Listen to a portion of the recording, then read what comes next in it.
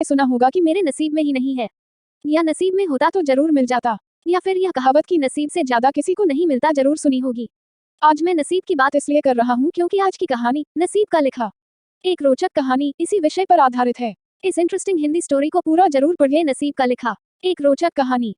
15वीं सदी की यह कहानी है। किसी एक गांव में बहुत ज्ञानी पंडित रहा करता था। पंडित आजू बाजू के सारे ही गांव में बहुत प्रख्यात था और इसी वजह से धनवान भी। पंडित का परिवार ज्यादा बड़ा नहीं था। पंडित अपनी पत्नी के साथ अपने बहुत बड़े घर में अकेला रहता था क्योंकि पंडित को कोई बेटा था नहीं और एक बेटी थी जिसका विवाह पास के गांव वाले एक श्रीमंत लड़के से हो चुका था। पंडित ने शादी से पहले अपने होने वाले दामाद की अच्छे से जांच पड़ताल की थी और अपनी बेटी का भविष्य भी ठीक से पढ़ा था, तब जाकर उसने बेटी की शादी की थी। लेकिन चंद सालों में ही पंडित का दामाद बुरी आदतों के चंगुल में फंस गया। जुआ और शराब की बुरी लत ने उन्हें सड़क पर लाकर रख दिया था। अपने बेटी की ऐसी दुर्दशा देखकर पंडित की पत्नी काफी दुखी होती थी और अक्सर पंडित को कहा करती थी, तुम जाकर उनकी मदद कराओ। पंडित हमेशा अपनी बीवी को यह कहकर उनकी मदद करने के लिए मना कर देता था कि अभी कुछ समय तक उनका बुरा वक्त चलना है। हम चाहे कितनी ही कोशिश कर ले, जो उनके नसीब में नहीं है वह उन्हें नहीं मिल पाएगा। पंडित की ऐसी बातों से उसकी पत्नी काफी दुखी हो जाया करती थी और मन ही मन सोचती थी कि कैसा स्वार्थी पिता है, अपनी बेटी को इतने कष्टों में देखकर भी उसकी मदद करने के लिए मना करता है। आखिर भगवान ने जो इतना सारा धन धान्य दिया है उसका क्या करेंगे। हमें कोई और औलाद भी तो है नहीं, ले देकर एक यही बेटी है और उसके लिए भी कुछ नहीं करेंगे तो किसके लिए करेंगे।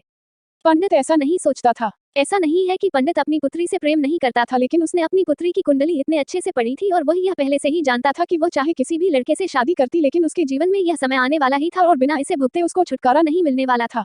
एक दिन खाने पीने के लिए भी मोहताज हो चुके पंडित के बेटी और दामाद उसके घर पर आए। पंडित ने और उसकी बीवी ने दोनों का खूब आदर सत्कार किया और खूब अच्छा खाना खिलाया। बेटी और दामाद की पंडित से सहायता मांगने की हिम्मत न हुई, इसलिए वह बिना बोले ही वापस अपने घर को लौटने लगे। लेकिन माँ तो माँ होती है, पंडिताइन से रहा नहीं गया और बिना पंडित की इजाजत के उसने चोरी छुपे बूंदी के लड्डू बनाकर उसमें सोने के सिक्के रख दिए और बेटी और दामाद को दे दिए ताकि बेटी और दामाद की कुछ आर्थिक सहायता हो सके। पंडिताइन यह भी जान गई थी कि बेटी और दामाद शर्म के मारे उनसे मदद नहीं मांग रहे थे, इसलिए उसने बेटी और दामाद को भी लड्डुओं में छिपे सिक्कों के बारे में कुछ नहीं बताया। जाहिर सी बात है कि जब वो लोग घर पर जाकर लड्डू खाएंगे तो उन्हें उसमें सोने के सिक्के मिल जाएंगे, इस तरह बिना उनके मांगे ही उन तक मदद पहुंच जाएगी। सोचकर पंडिताइन मन ही मन अपने बेटी की मदद करने के लिए खुश होने लगी। पंडित के दामाद और बेटी उन दोनों का आशीर्वाद लेकर अपने घर की तरफ रवाना हो गए। उन दिनों गाड़ियां तो होती नहीं थी, घोड़ा गाड़ी या बैलगाड़ियां चलती थी। पैसे न होते तो और चीजों की लेन देन से भी व्यवहार होता था। बेटी और दामाद का गांव पंडित के घर से कोसों दूर था, फिर भी पैसों की कमी के चलते वो चलकर अपने गांव की तरफ निकल पड़े। थोड़े दूर ही चले थे कि पंडित की बेटी के पैर में मोच आ गई और अब उसको चलना भी मुश्किल हो गया। पंडित के दामाद ने जब देखा कि उसकी बीवी अब बिल्कुल चलने में सक्षम नहीं है तो उसने एक टांगा अपने घर तक किराए पर ले लिया। दोनों पति पत्नी टांगे में बैठकर घर तक पहुंच गए, लेकिन टांगे वाले को देने के लिए उनके पास पैसे थे नहीं, इसलिए पंडिताइन ने जो बूंदी के लड्डू उन्हें दिए थे वही किराए के तौर पर उस टांगे वाले को दे दिए। टांगे वाला बूंदी के लड्डू को लेकर वहां से चला गया।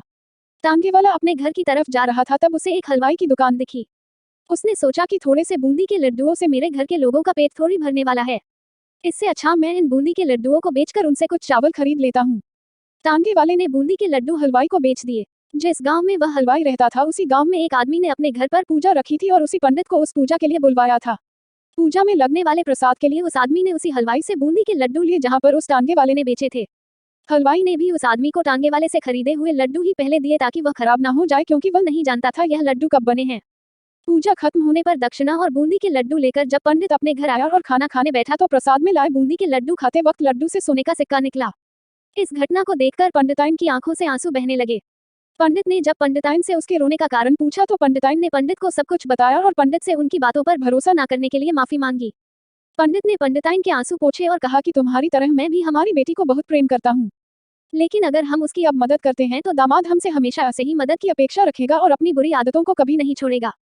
पंडिताइन भी अब पंडित की बातों से सहमत हो गई। 2-3 महीने बीत गए।